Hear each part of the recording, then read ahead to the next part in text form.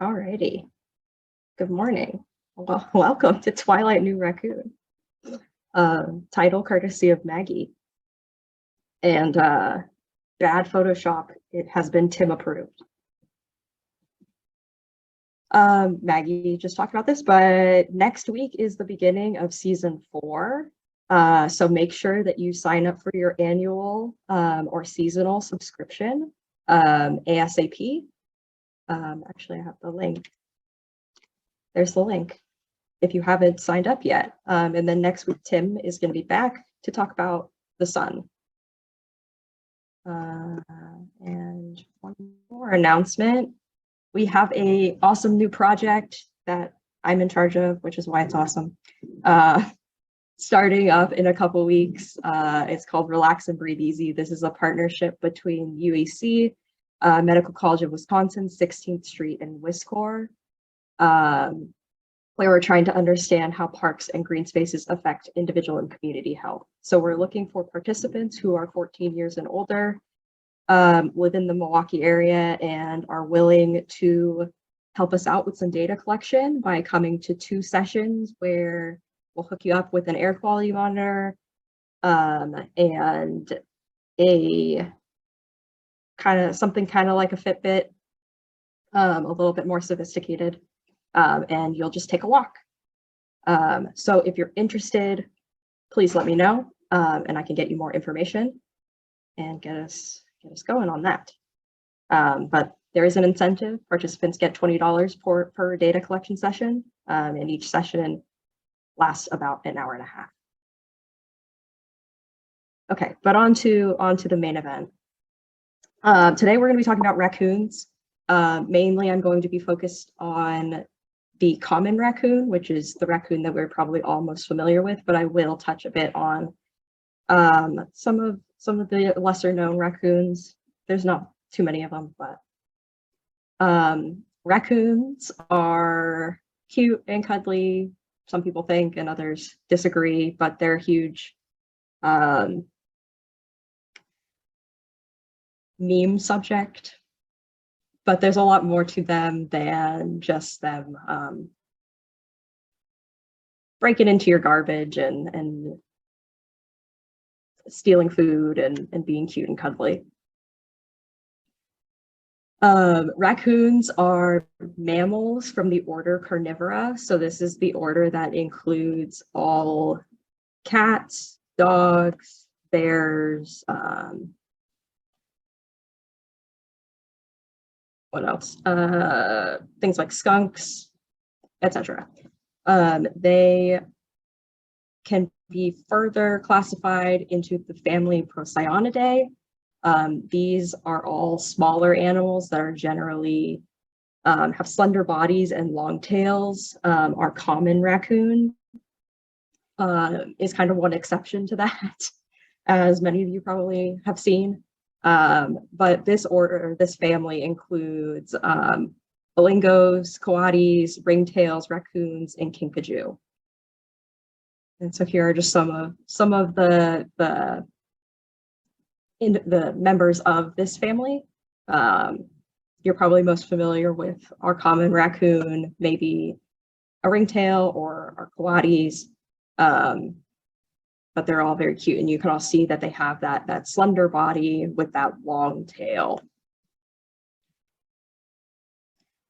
Raccoons can further be classified into the genus Procyon. This genus is entirely what we think of as our typical raccoons. They are all omnivores. They are all typically nocturnal.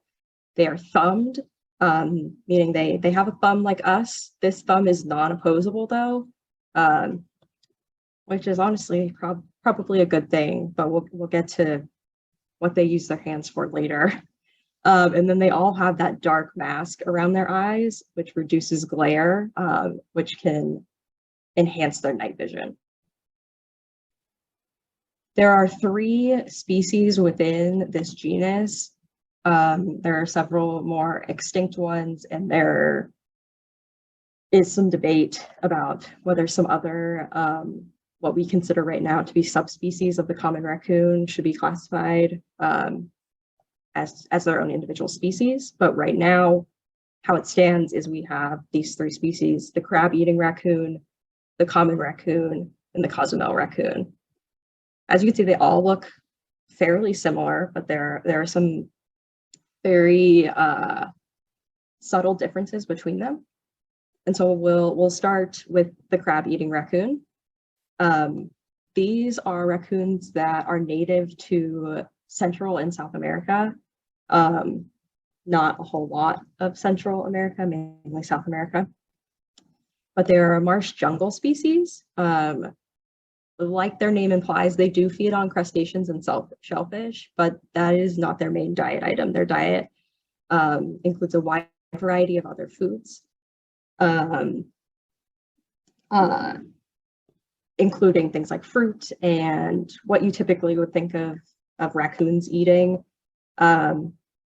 Not as much trash. They are known to be a little bit less adaptable to urbanization compared to our common raccoons. They all are smaller and a bit more slender. Their mask doesn't like fully cover the front of their face. As you can see, there's like this little gap here, and it doesn't extend all the way back to the ears. And they lack underfur, which is an adaptation to them living in a warmer climate. So they don't look as chunky or fluffy as our common raccoons. Then we have the Cozumel raccoon, which looks very, very similar. We'll get into a bit to why that is, but these are endemic to this tiny island off the coast of the Yucatan Peninsula called Cozumel. They are also known as pygmy raccoons. They're essentially a smaller version of our common raccoon. And if you're familiar with islands, you might know about this phenomenon that happens on islands where you can either get dwarfism of animals or giganticism. Essentially, islands promote animals becoming either smaller or ginormous. In this case, we got smaller little raccoons. These guys actually eat mostly crabs and crustaceans. So the crab eating name might be a little bit more well suited to these guys. But like all raccoons, they all are omnivorous. So they do eat other things. They are the smallest procyon of the 3. They weigh between about 6.6 and 8.8 pounds. So little tiny guys, and they are critically endangered. And that brings us to our common raccoon, Procyon loper. These guys are native to most of North America. They have been introduced in Europe and Asia, but they're found throughout the United States, Canada, and Central America. They are stocky in build. They weigh about 13.2 pounds on average, and they have that dense undercoat, which gives them that really fluffy appearance. Their color varies a lot across their distribution, so it really depends on where they're at regionally, but it can be like gray to like a reddish brown to buff, but they all have that characteristic black mask with like the white eyebrows. They have that thumbed hand, which is non-opposable. It's extremely, extremely sensitive. There are a lot of nerve endings in their hands, and we'll get into what that means for them in a little bit. But something really cool about them also is their back feet, which are longer than their hands. They are what's called plantigrade, which kind of means their feet look like what kind of our feet look like. But their feet can rotate 180 degrees, so they're able to climb down things head first. So this is kind of what their paws look like. This is their front foot with this is their thumb. And then this is their back foot, and see it's kind of elongated, and kind of looks kind of like a similar shape to like what our feet look like. Their tracks are pretty distinct because of that thumb. The only other species, at least around here, that you would find that has a thumb is going to be the opossum. Their tracks are typically smaller, and their thumb is on their back foot.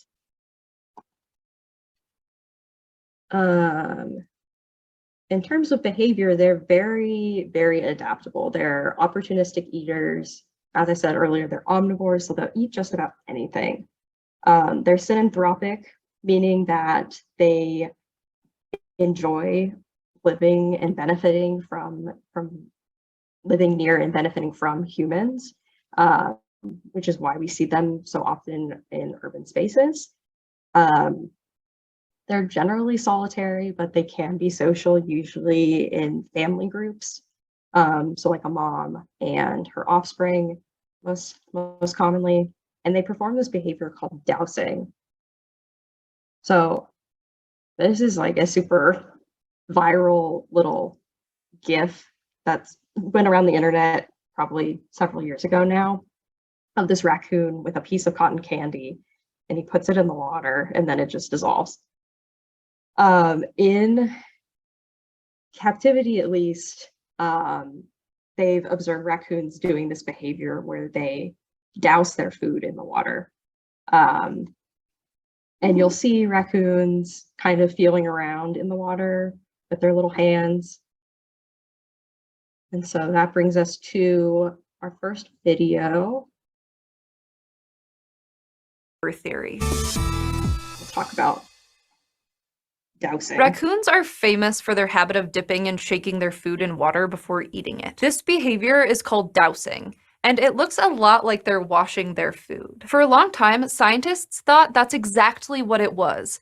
But there's good reason to think that that's not what they're up to. For one thing, they only do it in captivity. You might see a wild raccoon with its hands in the water, but they're not washing their food, they're looking for it. Raccoons' front paws are very dexterous and very sensitive, and they're the animal's main tools for foraging. On land or in water, raccoons use patting motions to feel around for treats, investigating whatever they find with their hands before putting it into their mouths. But captive raccoons will actually carry food to water, dip it in and move it around, and then pick it up and eat it. One of the most famous and often referenced studies to explore this behavior is a series of experiments from 1963 that presented food to captive raccoons in various scenarios. Most notably, the raccoons were no more likely to douse muddy food than clean food, which is a strike against them being neat freaks. There was also the hypothesis that they were moistening their food to help it go down easier. But raccoons had no preference for dousing dry food over the wet stuff. One hypothesis still in the running today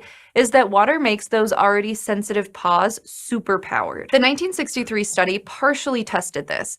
Based on evidence that warmer water increases sensitivity, they ran trials with one raccoon to see if it had a preferred dousing temperature, which it didn't. But more recent research has found that wetting a raccoon's hands makes the nerves in the skin much more sensitive. So it might be that dousing helps raccoons get a better feel for their food. But that 1963 study also supports a different explanation for dousing, that the raccoons just can't help it. The experiments revealed that raccoons doused more when a water dish was easily accessible, when the dish had sand in the bottom, and if the food was something aquatic like a shrimp or mussels. These patterns led some scientists to suspect this behavior might be a fixed action pattern, basically an instinctual compulsion. Captive raccoons don't need to search in water for food, it's just kind of handed to them. But if they find themselves holding aquatic prey and the nearby water dish has a sandy bottom like a stream, their brains might just be hardwired to go through the motions of their wild foraging behavior, even though they don't have to. This might be similar to the way cats in captivity will bat food around to simulate the feeling of hunting prey. So raccoons may not be little food washers, but they are talented and specialized foragers who, for one reason or another, just can't help playing with their food. If you want to play with something a little more sophisticated, you might be interested in the courses over on Brilliant. Like their course But yeah, so they don't necessarily wash their food. Yeah, it's more what they think is like the instinctual habit. You might have seen videos of wild raccoons kind of like padding around in the water. It's kind of similar to that. Your theory. We have a So I'll question. do it again. Okay. How and why were raccoons introduced into Europe and Asia? So I have an answer to that. I won't reveal it right now because it comes up a little bit later. So we'll get to that. But yeah, I'm not gonna tell you right now. Another interesting behavior that raccoons do is they poop in communal sites. So they're not super social animals, but they tend to congregate at these sites called latrines. Not necessarily all at the same time, but they like to poop here. They usually like something that's a little bit elevated, and kind of has some kind of divot in it, kind of like a toilet. So common sites where this happens, unfortunately, on people's roofs and decks, in unsealed attics that they get into, hay lofts.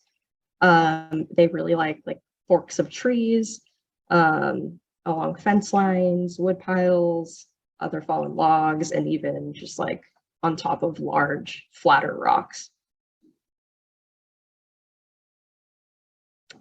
In terms of reproduction, we all know that raccoon babies are super cute. Moms only have 1 litter per year, where they have about 3 to 7 pups. 4 is about average. And these pups will stay with their mom until the following winter after they were born. Males are completely uninvolved in raising kits. It is just mom and her babies until they get to be about the size of her, and then she says, run along, because they become pretty annoying. Raccoons are very important in Native American culture. The word raccoon is actually adapted from Latin term, meaning animal that scratches with its hands, meaning like that dousing behavior we were talking about. And they're also the trickster spirit in many North American tribes, which I'm sure makes perfect sense to lots of us. In Europe and Asia, they were introduced for fur/hunting, or the pet trade. Specifically in Europe, they were introduced for hunting purposes, and specifically in Asia, they were introduced in the pet trade. However, in Europe, they were just released, and they quickly became invasive. In Asia, things like just like the general pet trade, as well as raccoon cafes you may have heard of or seen, have been very popular. But once a raccoon gets too big, or if it becomes aggressive, typically they just get dumped. And they become super invasive, particularly in Japan, and have caused extensive damage to agriculture, which costs hundreds of thousands of dollars, and a lot of harm to native species. Not only are they preying on a lot of native species, but they're competing with native species like this tanuki or the Japanese raccoon dog. Raccoons, because they're omnivores and they're very smart and they've got those little hands that are very dexterous, have begun to outcompete the native tanuki, which is more closely related to canines.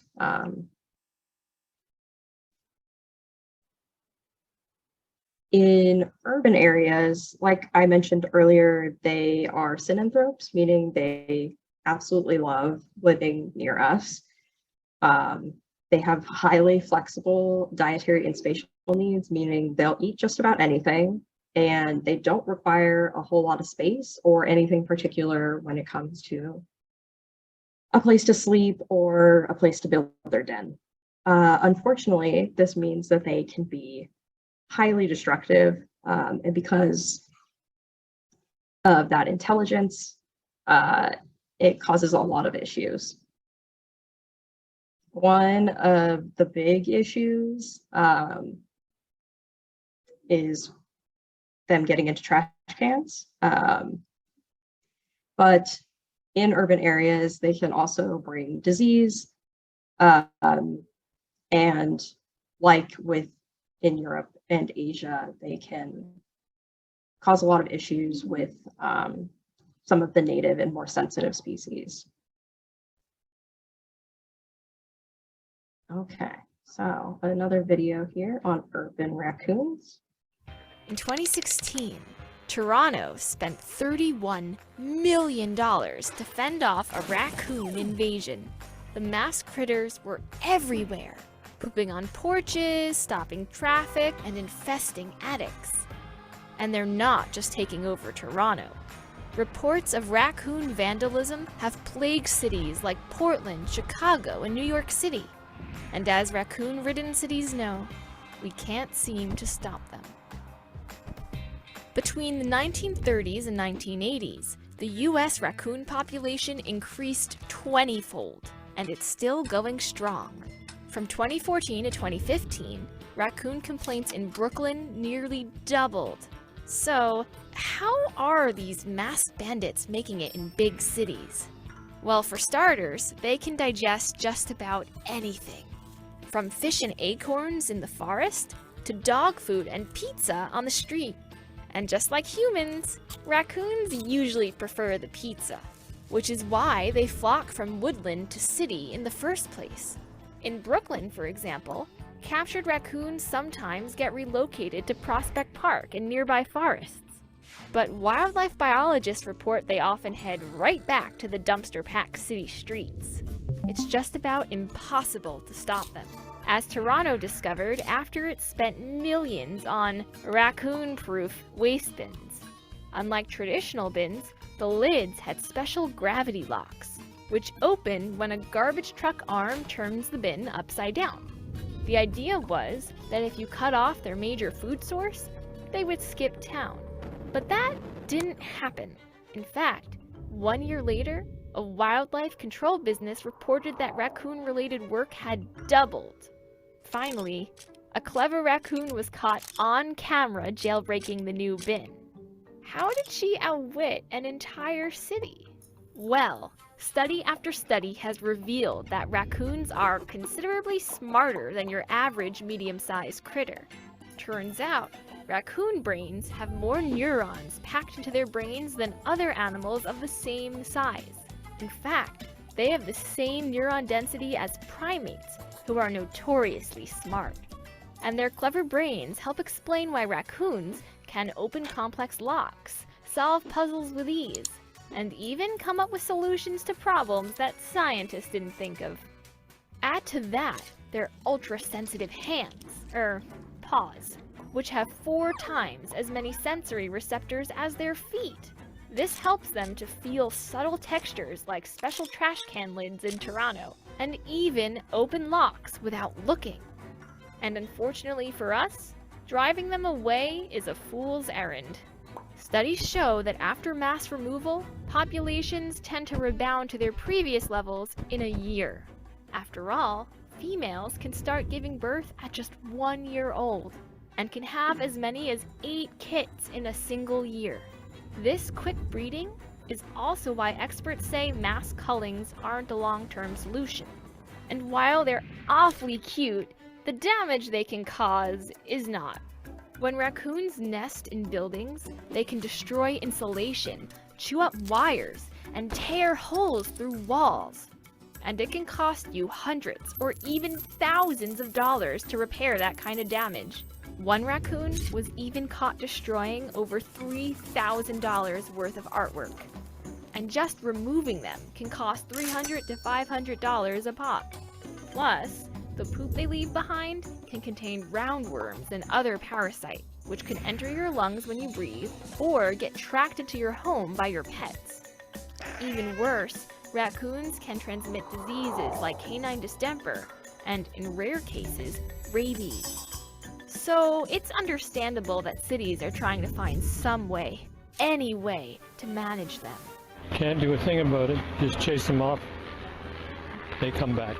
If nothing else, it's a lesson learned. We may have built the cities, but we don't necessarily rule them.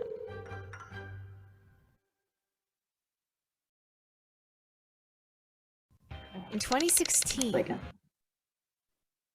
So, as the video said, raccoons are highly, highly intelligent. They can solve all kinds of puzzles, unlock complex locks, and they really, really like I said, they really, really like living near us. They really like things like trash and pizza. So recent studies have found that the population density of raccoons is much greater in urban spaces than in rural spaces. Like the forest is their natural habitat. So you would think it would be the opposite, but they quite enjoy the urban life and actually really, really benefit from it. So next, we'll talk about raccoons and their relationship with humans in terms of hunting, property damage, and as pets. In terms of hunting, this is coon hunting, and coon hounds are really popular, particularly in the southeastern United States, but also here in the Midwest. Some of you may have gone coon hunting before, but really they're most popular for their fur. Meat, not as much anymore. It's still something that some people eat, but the fur is really what people want. And we've probably all seen coonskin hats, which were really popular back in the 1900s, which came from hunting. In terms of agricultural and property damage, like I said about the damage that they're causing, particularly in Japan, they can cost hundreds of thousands of dollars in terms of both agricultural and property damage. If you ever have had a raccoon problem on your property, you know how much it costs not only to remove them, but to repair that damage. They're super fond of garden crops like sweet corn, and they'll come in and just completely gnaw it. So all you're left with is the cob. They will kill and eat poultry if they get into things like chicken coops, which they very easily can, and can cause a lot of damage to roofing, siding, insulations. They'll chew through wires and cables. If there's a way in, they will figure it out. Like this raccoon entering through a vent, or this raccoon just chewed through the roofing and is trying to enter the attic, but appears to have gotten stuck. As pets, while it is illegal in Wisconsin to own a raccoon as a pet, I would not recommend it. They are very unpredictable, and they are quick to bite when they are afraid or feel threatened. Because they're so smart and able to do so much with their little hands, they require a lot of supervision and enrichment so that they don't destroy your house. There are very few vets that can and will treat exotics, which is what they are considered if you have one as a pet. But because they are highly intelligent, they are trainable. So you've probably seen many videos going around the internet of people with their pet raccoons doing things like riding a tricycle and other things. So this little Twitter screenshot shows yellow states are the ones that it is legal to own a raccoon. Many of these states do require you to have a permit in order to do so. So if you're thinking about having a raccoon as a pet, some things to consider. Again, I don't recommend it. But I mean, they are super, super cute. Like I said, highly intelligent. They'll do things like paint. And I mean, just look at their little faces.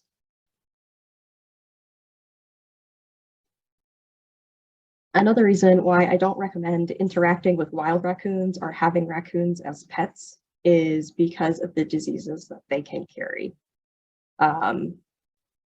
Particularly interacting with wild raccoons is a very bad idea, not only because it habituates them to humans, which can link them to feeling very bold, coming up to people, and biting if they do not get what they want. So don't do what this guy is doing. While it's very cute to interact with them and watch them eat, not the best idea. Some diseases of prominence that they can carry are rabies, canine distemper virus, and Baylisascaris, all of which were talked about in the video on urban raccoons. Baylisascaris is a roundworm that we'll get into. They can carry raccoon rabies,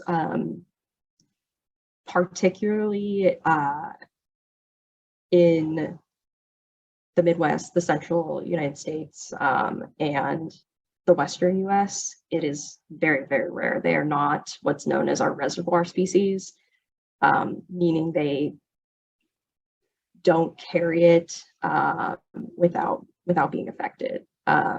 Occasionally they will get it here, but it's rare that they're going around passing it on to a bunch of other individual animals or people. There are two different types of rabies, the dumb or furious types. We're probably more familiar with the furious types, where they become very aggressive and bold, will come up and just bite people for basically no reason, completely unprovoked. But there's also the dumb type, which is something that you need to watch out for, because this makes them equally as bold, but they're not as furious.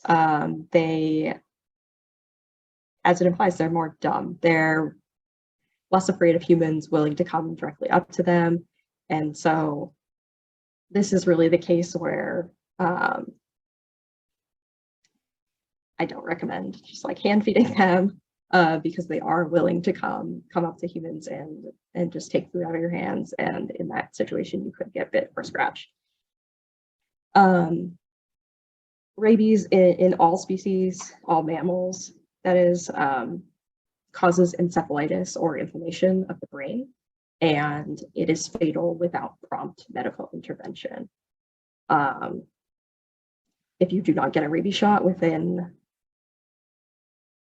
48 to 72 hours, this disease becomes untreatable and is fatal. In the United States, raccoon rabies, so raccoons as the reservoir for rabies, is only really prevalent along the East Coast. Most other places, bats are the main reservoir, particularly like here in Wisconsin. There are a few other species that act as reservoirs.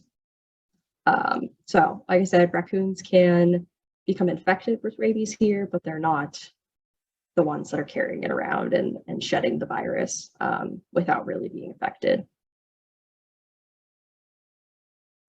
They can also carry canine distemper virus, or not really carry, they can become infected with canine distemper virus, which is an epizootic disease, or a disease that primarily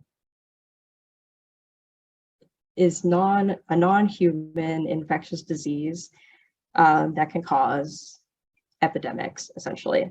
This is something to be concerned with in your dogs. There is a vaccine against it, which I would highly recommend getting if you haven't for your dog. But symptoms include lethargy, ocular nasal discharge, and neurological symptoms. You can see this raccoon has some discharge going on. They can be very severely affected by these neurological symptoms. Again, it can look similar to like the dumb form of rabies, but you can tell that they're very disoriented. They have a difficult time orienting themselves and moving, but they can become pretty bold. They won't necessarily come up and bite you like with rabies, but they're more willing to come right up to humans. Canine distemper virus is highly contagious.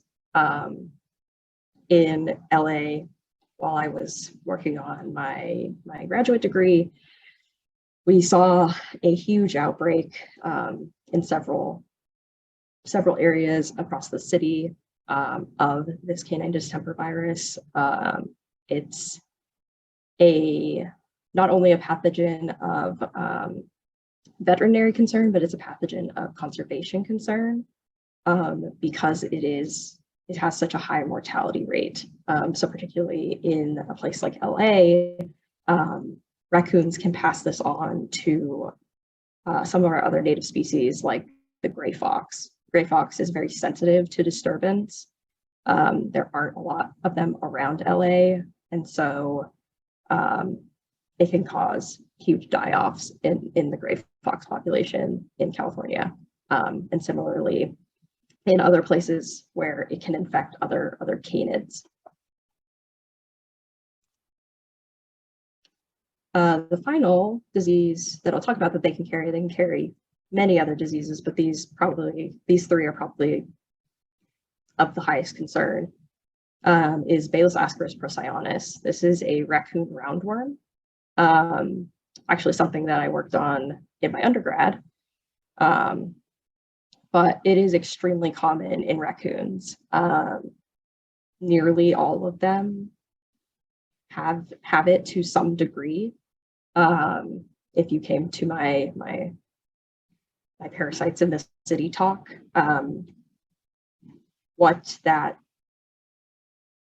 load is can vary highly. So some individuals might only be infected with 1 or 2 worms, whereas others can have extreme loads with hundreds of worms.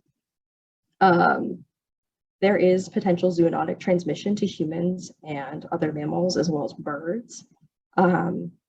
In other mammals and birds and humans, we are a paratenic host, meaning we are essentially the incorrect host.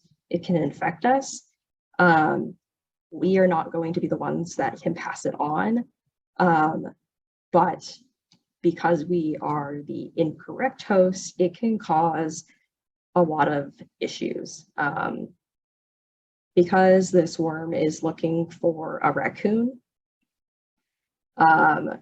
if it is ingested by a paratenic host, it can cause some issues with something called visceral larval migrans, meaning the worm can migrate through your entire body, essentially all your organ systems and tissues. They'll just literally worm their way through and cause severe damage to your tissues. If they make it to your brain, they can cause severe neurological disease. So this is one of the reasons why you don't really want raccoons. I mean, there are many reasons why you don't want raccoons living near you, but a big reason is going to be their latrines. Baylisascaris is shed in their feces. And so if you have raccoons on your property, there's likely a latrine on your property or somewhere near it, which can cause a lot of issues. Baylisascaris is also very difficult to kill. They recommend after you safely clean up a latrine, either through a professional or masked and gloved, that you burn that site, because that is pretty much the only thing that kills them. Bleach essentially does nothing. They have to freeze at a very high temperature in order to kill them. So a lot of pest control agencies recommend you use fire. But like this life cycle shows, from the latrines, it can get into other species, either other mammal species, humans. It can be more common in children when they go and like play in the grass or sand. Raccoons tend to like those sites as latrines, and because the eggs can become airborne, it causes a lot of issues, as well as the fact that children just put almost anything in their mouth. So, as we know, raccoons are very, very cute and cuddly, but I've hopefully given you many, many reasons why you don't want them around your property or as a pet. But I'll leave you with a clip from, never mind. I won't leave you with clips for you. But if you watch Parks and Rec, the very first episode includes a fun little raccoon appearance.